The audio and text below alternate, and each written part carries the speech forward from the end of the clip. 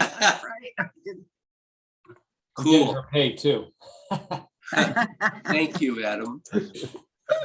So, Yeah. all right.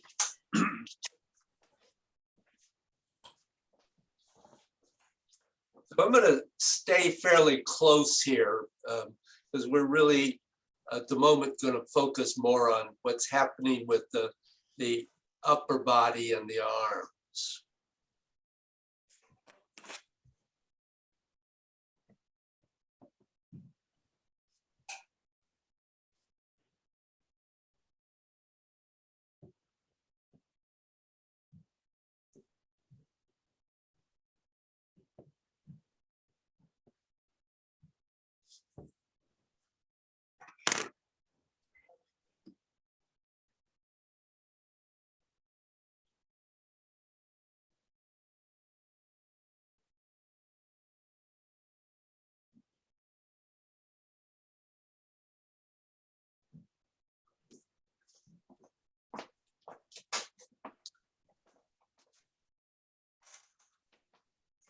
So remember, we talked about previously about the mind and the power of yes and no. And that can make it possible to do the sphere. Because if you fixate any yes or no, you're going to collapse some part of your sphere.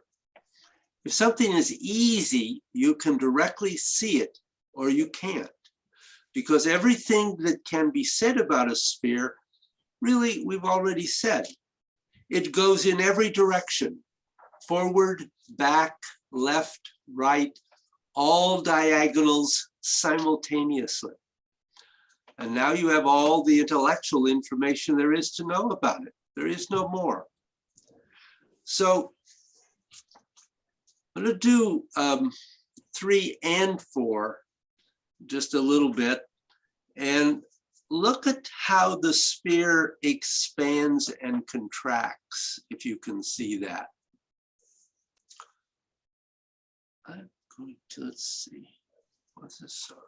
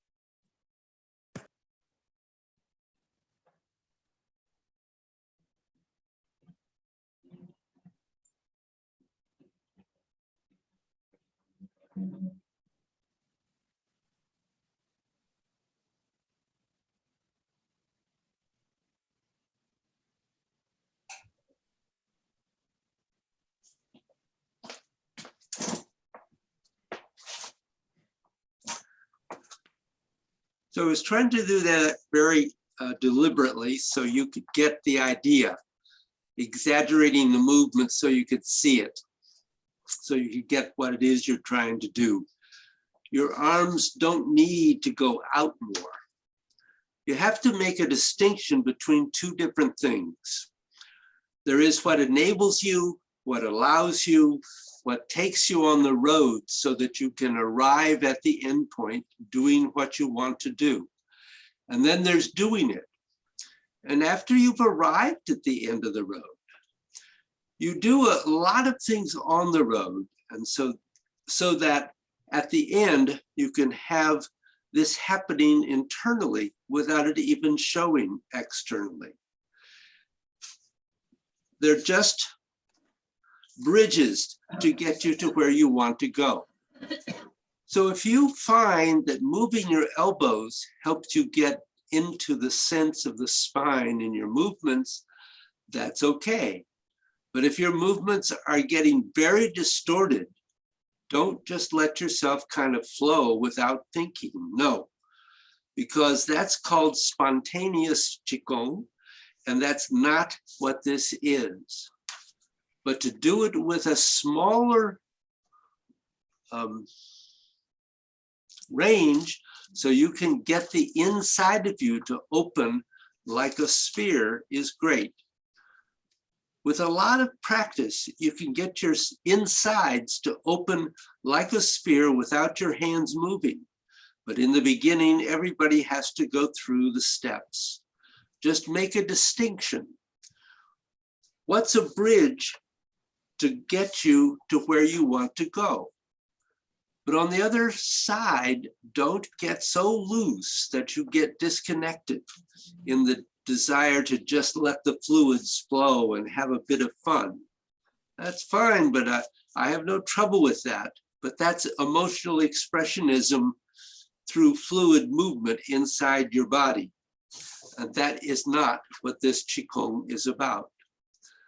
This type of Qigong is about moving Qi deliberately, so you can take everything that's inside your body and give it its absolute full range of possibilities. And then when you have that possibility, you could do anything you want to do with it. So the sphere gets bigger and it gets smaller. So that's one of the main things you're trying to find. So what I'd like you to do is to flow 1 through 4, 10 repetitions, and just play with how you can make your movements as spherical as possible. Anybody have any questions first? Okay. No. I think so. You just gotta move then. Just gotta move.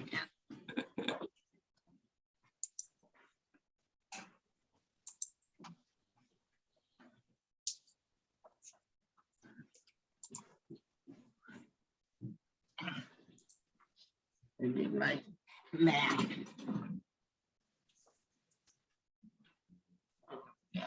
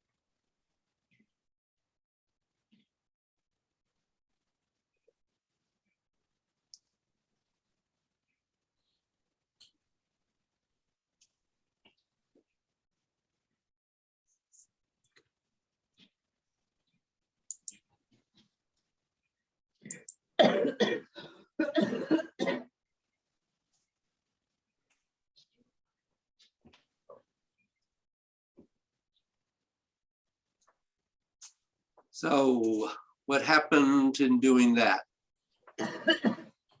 What did you feel? I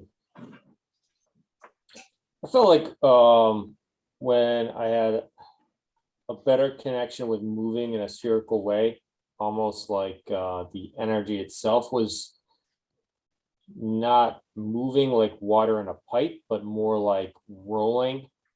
Mm, Hmm, interesting. good. Almost kind of like a like if you put a drop of food coloring in a glass of water and you can see the like liquid dynamics, of kind of how that spiral goes. That's Yep. kind of how the energy felt, Good. which made it easy to connect with when you weren't doing it. Like, oh, that was very circular. And one of the things is really finding the difference between circular and spherical, because it's very easy probably for you guys to be circular at this point, Right. but maybe not so easy to be constantly spherical. Yeah. And to be aware of how that sphere changes, because it's Right. sometimes you may actually have a very small sphere between your hands, but there is a larger sphere around you that is also expanding and contracting. Yeah, I think the idea of expanding and contracting does make a difference. That there are a few times, for some reason, when I was doing it, my breathing reversed, and I started thinking I would switch that back, but I just went with it because I couldn't find a good way to switch it back Yeah. without interrupting everything. But the expanding and contracting sort of did that, and it felt a little like a pump going on inside, Yeah. or something like that. But yeah, expanding and contracting, I did feel more spherical. It felt more natural than trying to find, a fixed globe out someplace Yeah. on some plane. So. Right. Yeah, I felt that as well. I mean, it comes and goes. So I need to make it come more. Obviously. But yeah, but as long as you can, as long as you can feel it, then you can build on that.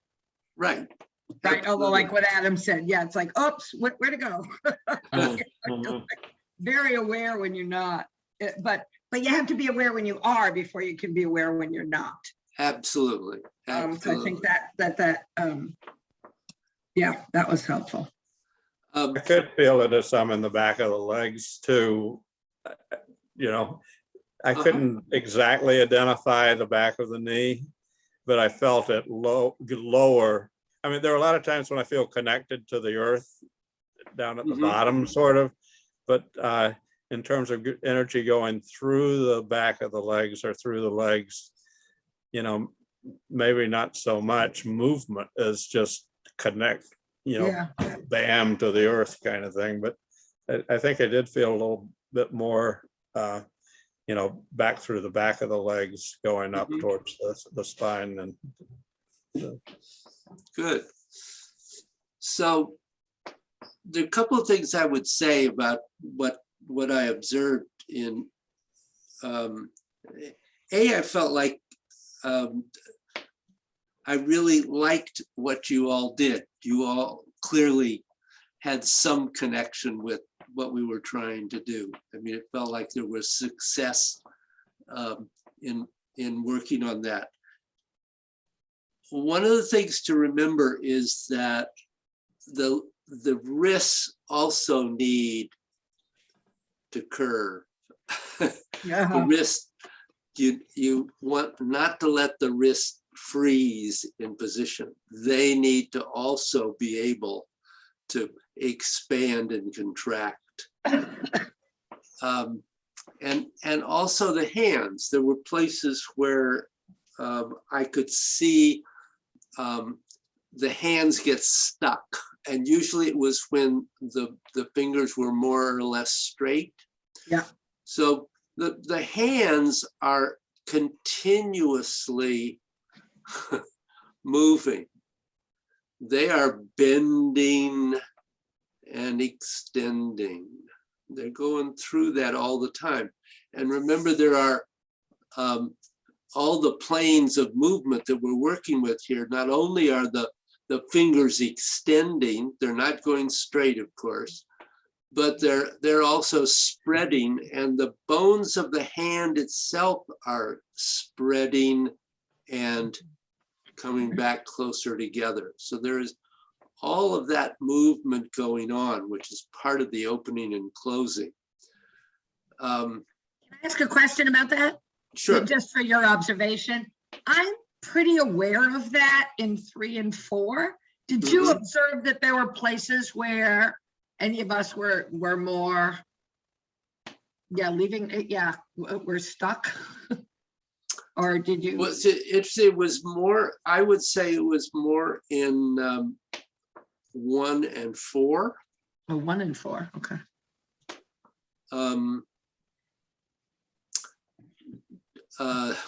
The other thing I was going to say was that also you want to make sure you don't pause. And where I saw that happen a few times was, for instance, at the bottom of 2, you got the hands crossed and there was like an instant of oh good, I've made it. Yay! And then on into the rest of the movement. Next. Yeah. So making sure that the movement is continuous, and because those transitions between bending and stretching, closing and opening, lengthening and lengthening out, all those things going on at the same time are really important to not let a block develop there. Yeah, that's one spot where I'm sure I was jerky a few times, because when I get down in 2 and connect the hands and then want to connect the wrists, I have this tendency to start coming up too soon before the wrists are connected. And that's really a detail that if you could just go through the mechanics of that a time or two, it might help me get it in my head. You know, that's a little wrinkle. That's a wrinkle for me. It's a wrinkle. I like it. I like it. Sure. Now, you've done it before many times, but Well, that's all right. I think that repetition is one of the great ways to learn in this, all of this stuff we're doing. So, I'm staying on this camera so I can stay close to the screen here. So in 2, it's really kind of a matter of timing, in that you have to get the crossing of the hands and into the wrists while you're still squatting down. And so if you let yourself complete your squat when the hands cross, then you're stuck in getting the hands to get to the wrist connection. So that's one element here, is that as you're going down, you have to find that connection clear to the wrist with your squat, with your cross squat. And then you're coming up. This part everybody seems to be more comfortable with. This is also an issue in 5 when we get there. We'll be looking at that transition in a bit, but does that answer your question, Bill, or do you? yeah, it does. And if for some reason I find 5 a little easier where you're doing the C curve. Yeah. Versus because my squat gets, I get squatted faster. Yeah. As you're talking, the squat stops and my arms are still moving and Yeah. want to come up from the squat, but the arms aren't in the right place yet. And it's just a mess. You'll work it out. So I think it's the timing there. I mentioned coordinating all those things that happen together. One of the things I noticed, I think it was in 4. For instance, I noticed that there were places where instead of the extending going all the way to the top and then start to bend, that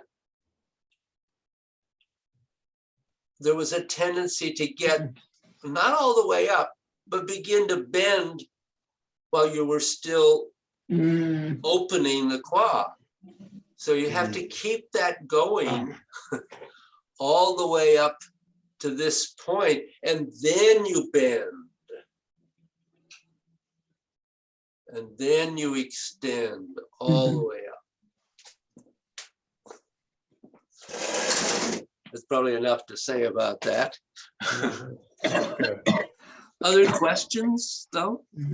No, that's. Oh, that was very so good. helpful. Yeah. Yeah, Those little points where we get going the other way, or it's a lot of details in there. Oh, there are. How we do it for on time? Oops. Good. So when we're talking about opening and closing, whenever you do an opening movement, the spine gets bigger. And whenever you do a closing movement, the spine gets smaller. For example, that's why the phrase they use all the time in Bagua is shrink and grow. Same idea. A sphere has a center to periphery. The center is in the middle. And when you close the sphere, that's periphery to center. The center of your sphere is always your lower dantian. The periphery of your spine is your sphere, excuse me. The periphery of your sphere is your 5 extremities, above your body, below your body, to the sides of your body, and in back of your body. So I'm going to demonstrate actually movement 5 again, just for a moment. And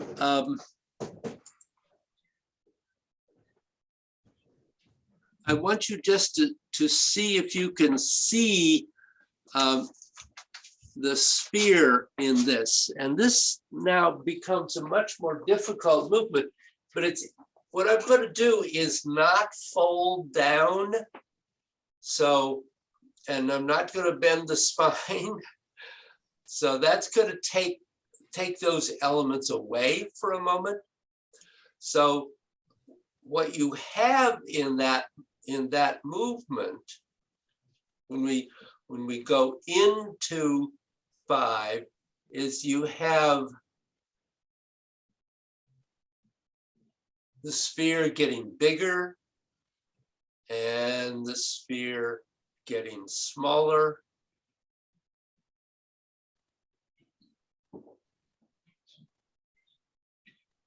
And while the movement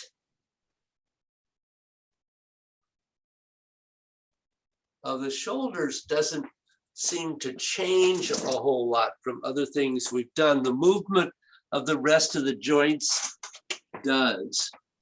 It all condenses.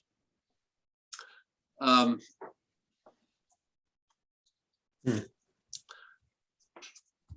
So it's easy for me to show that's obviously standing up.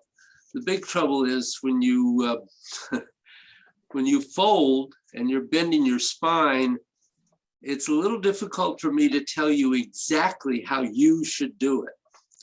There's a whole level of God's playing in the clouds, the existence of which I'm mentioning, but we're not going to actually teach it. And this is how what you do inside your body starts directing your etheric body outside of you. And that is a part of God's. That is really beyond the scope of this particular course. But when you start getting into all this stuff about forward, down, up, and back, it all makes a hell of a lot of more sense. But there is a game or a little bit of practice that you can do to play with this. So this is talking about how the energy really goes in all directions. So you can actually work with just, as we've done before, with just the arm and extending energy out and drawing it back in. The thing is that at the same time, there should be an equal amount of energy going out from the back Mm. and back in to the back. And so it is expanding in that direction that we haven't really talked very much about. And so what I want you to do is play with this for a minute and see if you can begin to get a feeling of the energy moving out and in from your back. And what I would suggest is that you play with it for a moment with just one arm at a time. And then I'll say try two arms and we'll change and do both at once. Okay.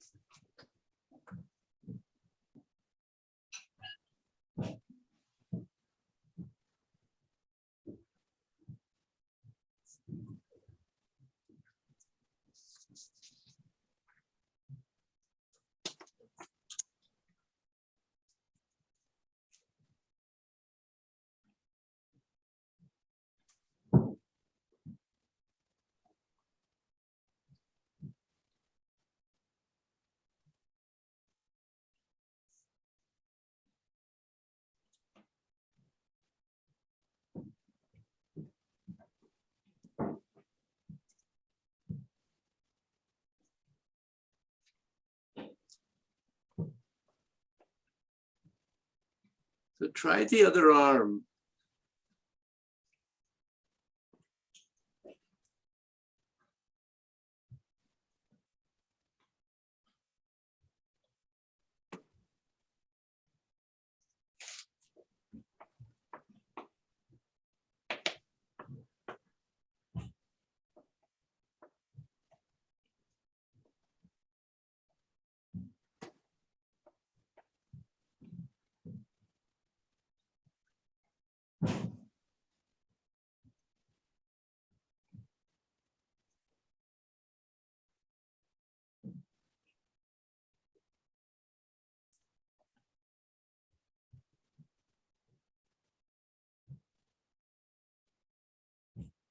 Now try both arms.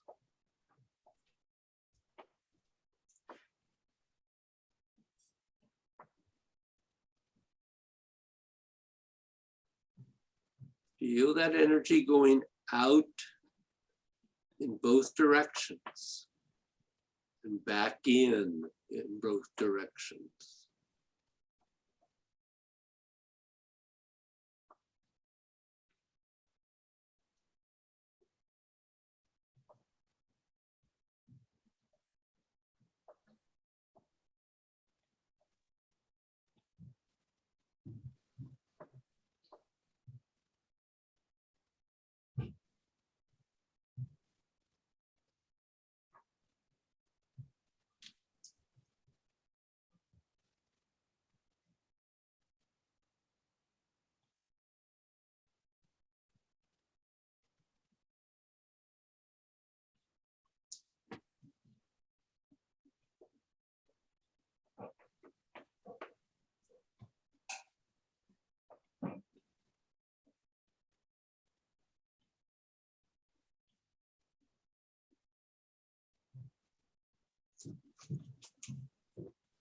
Okay, relax.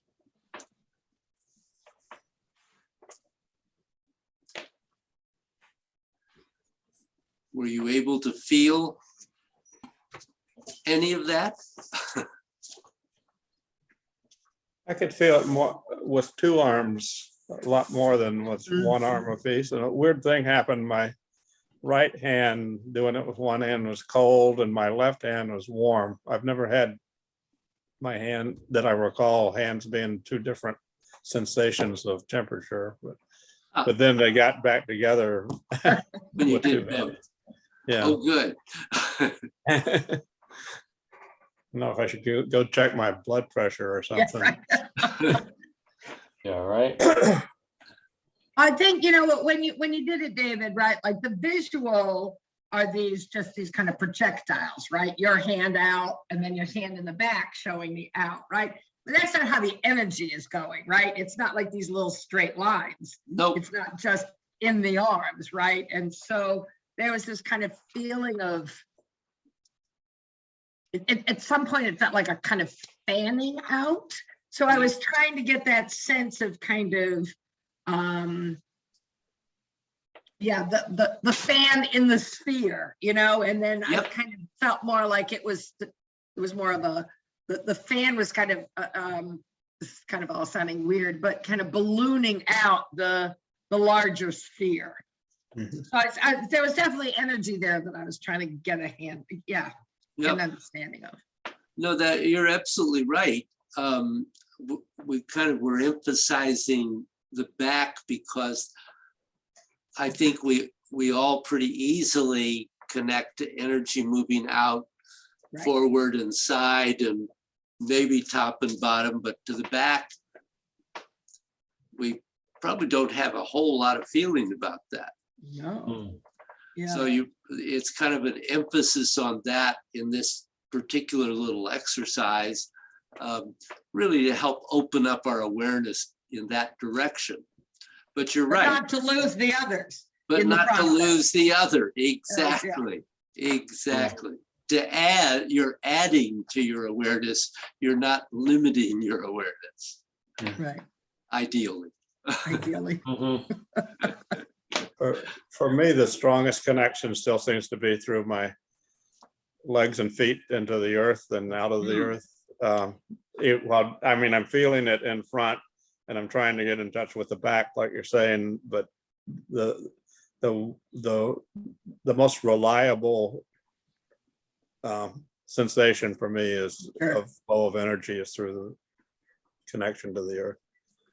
Because it's really the only connection you physically have, Yeah, right? Well, Like your head's not that's connected true. to the ceiling, you know? But I mean, when we do it again, the mountain, that's the strongest one for me going through that. And, yeah. yeah. That's interesting. You have really that connection very strong, and some people don't. That's something that some people have to really work on.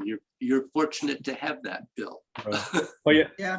way back in the beginning, when I was at work, going to work, I was on the 13th floor of a tower building where my office was, and I'd do it in the elevator. Ooh. So you got the extra elevator boost. So I still feel that going on sometimes. I see. Okay. Interesting. Adam? Yeah, I felt it better with two arms than with either individual arm. Yeah.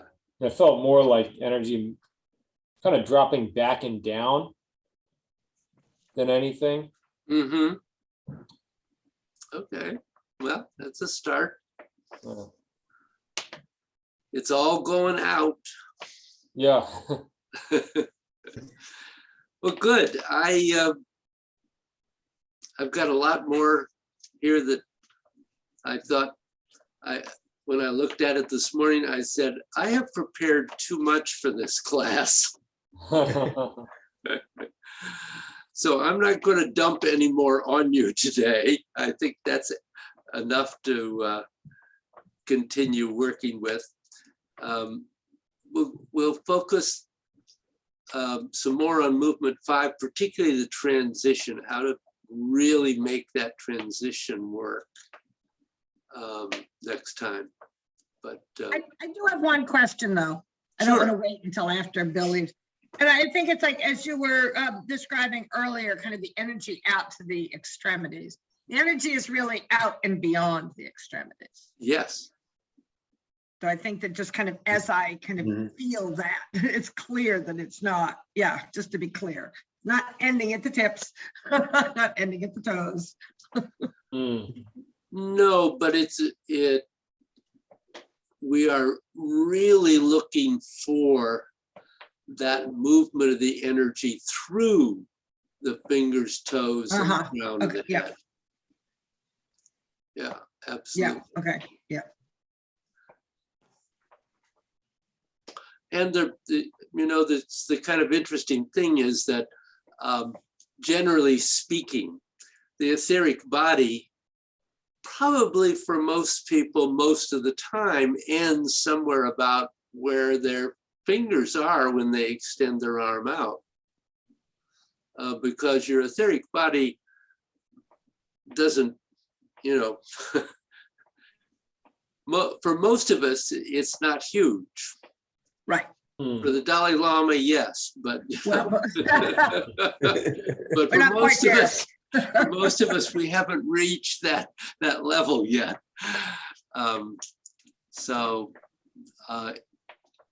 sometimes you can think of the arms as extending out into Yeah, the etheric body. yes. Yeah. Mm. Does the Good. Dalai Lama have a teacher? He did. Ah, I don't know if he does now or not. That's a interesting question. I have not heard any or seen any mention of that. During the time that he was in Tibet, and I think even after he left Tibet and fled to India, he still had teachers. no. But whether now, I- I don't know. Yeah.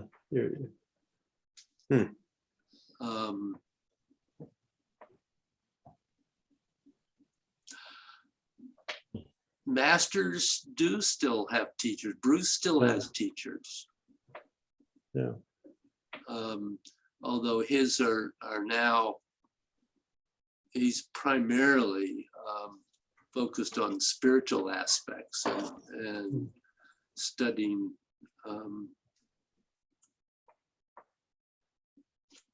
in Nepal and northern India. I don't think he can get into Tibet, but yeah, he's still, and that's true. I mean, there are exceptions. I mean, Master Joe, for instance, was a great believer that you needed to become your own teacher. And I think that's entirely possible when you arrive at a certain level. I don't think you can start that way. Mhm. And that's kind of, I think, what I would imagine is true with the Dalai Lama, that he's arrived at a level where I'm sure he continues what he would consider his study and practice, but it pretty much he's his own teacher at this point. Mm. Right. I don't I know also that. think for people who are part of communities, I think of him, I think of others like Thich Nhat Hanh, you know, that there's always a sharing so that there are additional insights you get Oh, yeah. from other people that kind of add to that, right? You are not a being in and of yourself higher than everyone else with nothing to learn. Right? No, The great ones are the people who continue that learning and continue to do that in many different communities. Yeah. Yeah. I would just say as a teacher, I learn from my students. Yeah, exactly. enormously. Mm. I can't tell how much I have to thank you all for. And that's honest, that's real. Mm. It's, We learn from insights, we learn from questions. oh, Yeah. absolutely. Perspectives are different. Yeah. Well, have a good week. Bill, you hope things are good down there. Yeah, things are good. I have no eyeglasses. I now have both eyes done. Ah, cool. Nice. One of them is still getting lots of drops. So in a week or so, maybe I'll figure out how well I can really see. But you're all much brighter, I'll say that. Oh, No more that's good. Yeah. Yeah, but the light fidelity is much higher. So I'll take off. I know you're going to continue, but have a good week. Seeing you, We Bill. will. Thank Bye. you. You too. Say hi to Madeline. Hi to Jane also. See you guys. Okay.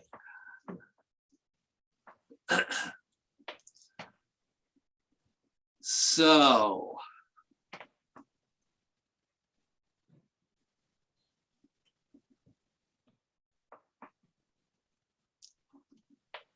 With the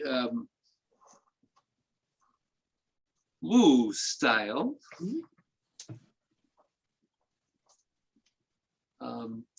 clearly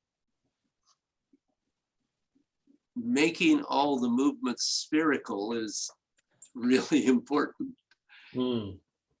but it's also really hard because so much of it is really condensed and perhaps getting smaller for you.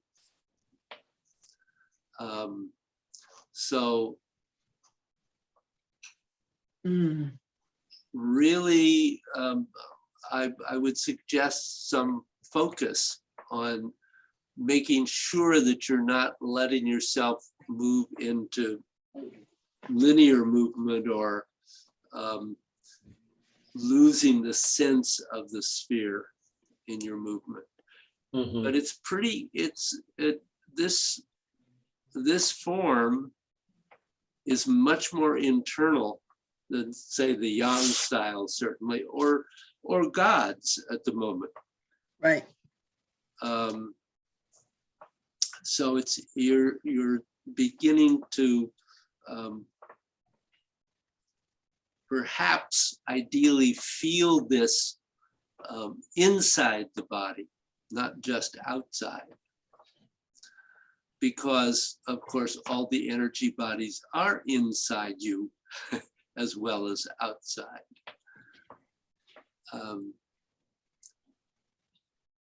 So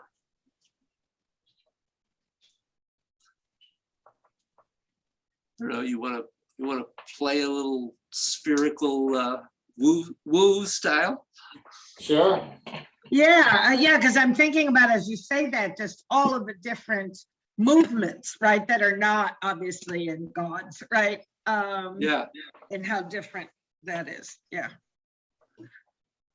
All right, So let's see.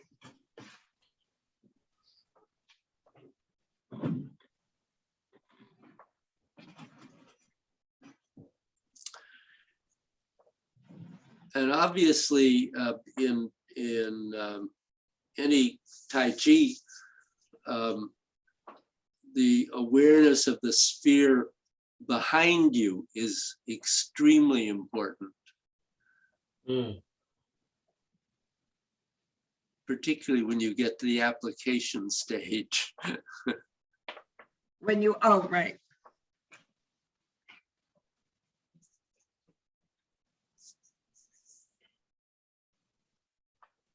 I need to center myself so I'm not off the camera here. Oh, Last time you said you lost me, I was over there. yeah. I think I need more distance here. Maybe if I move back.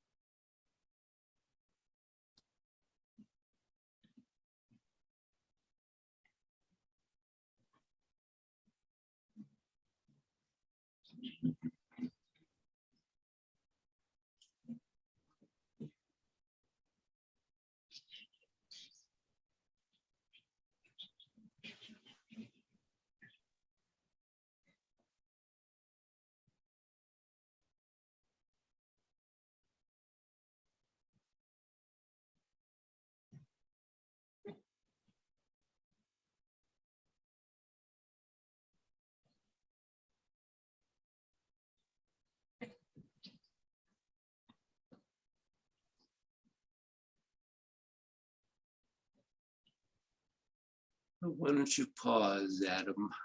Sure. So that was interesting, but it was nice to see you flowing some, Joanne.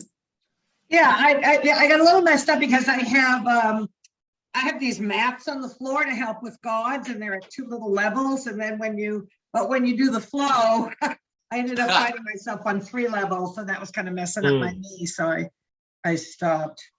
But it was a little, I got distracted by feeling like the energy out of the back became wings of some sort, and then it was too sharp. It wasn't spherical enough. It felt, it didn't feel right.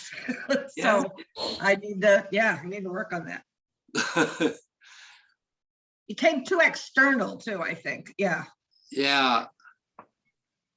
That's interesting that because it looked to me like for Adam, it became more internal. Yeah, it felt kind of external when I started. It felt like I started connecting better with the energy moving as I went. And it felt like I could connect with the etheric body better as I went. But definitely challenging, Yeah.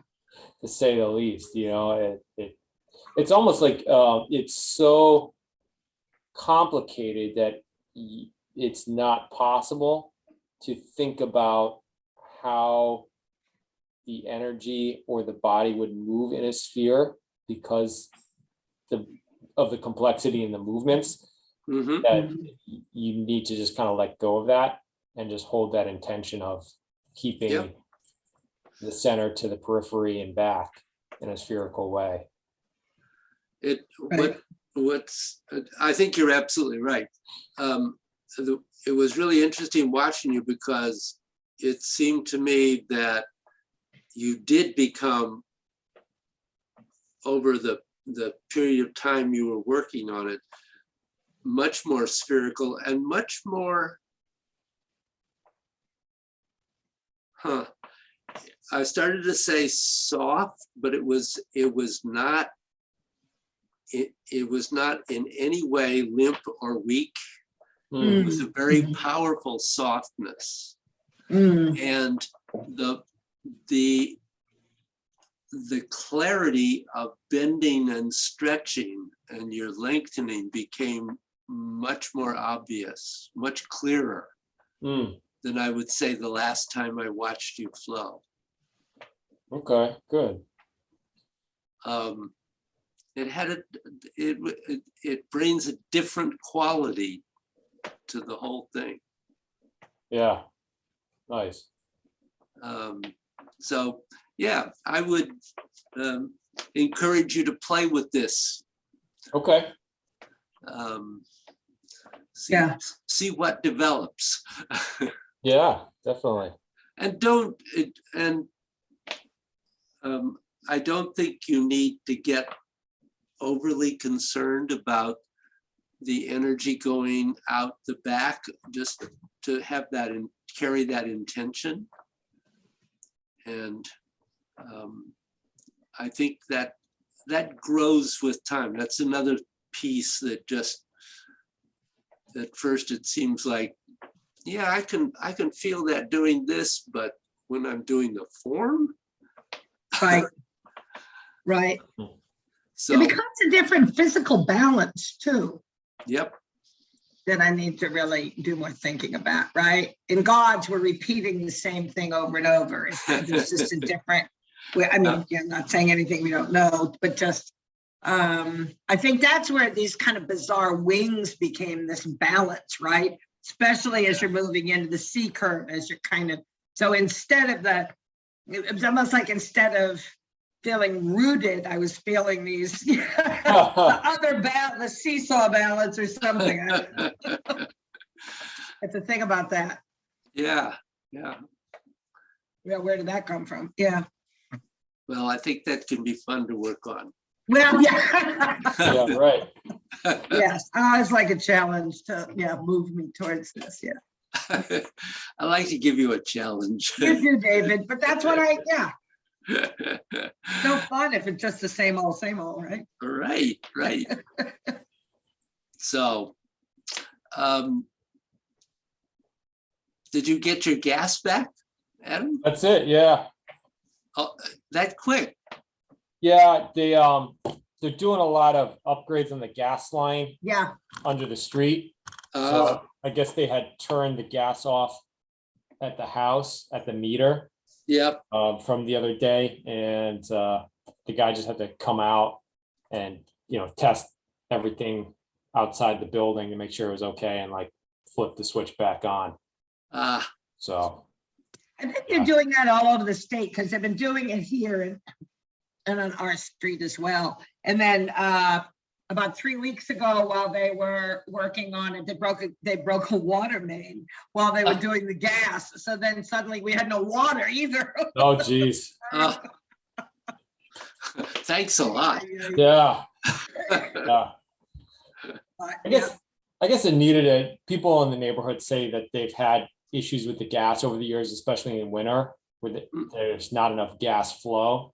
So Mm, then there are like furnaces and hot water heaters are kind of like sputtering and, not getting Not hot good. enough.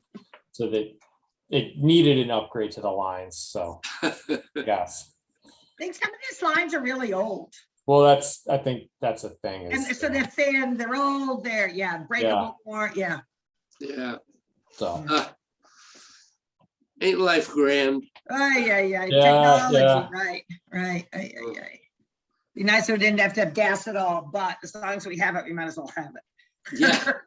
oh, that's Not right. it ought to work. Well, that's it. So it's not like the risk is any greater now that they have like better lines out there, right? Like once you got gas, like you got that risk. So you might as well have Yep. good gas. Absolutely. So hopefully I'll be there next week, David. Okay. All right, yep. Well, hang in there. I hope both of your jobs are not overwhelming. Oh, thank you. Life Or is more overwhelming than usual. I hope your job's not overwhelming either, David. Try not to stick it through the ringer, but this will bring us it's some not my balance job and all that's that. overwhelming, it's my house, oh, my car. Car, your Yeah. house, it's all, things we need. But those two shall pass. that's Yeah. right. So Good are you luck like with the car. stuck, you're stuck there without any wheels, David? No, actually, Bill Otfanowski they loaned us their second car that they weren't using and said, just keep it, even if it's months until you get a Find new something car. appropriate, yeah. So that was nice. So we have a Honda Civic to drive for the moment. Nice. That helps, yeah. Good, And, good. Have a backup. when the insurance company gives us the money, we'll start looking for a car. Start that search. We've been looking already, so we have some ideas. Good. So All you right. take care, have a good week. You Yep. too? Yep. Thank See you you. next week, See you guys. next week, thank you. Thank you. Okay, bye-bye. Bye now.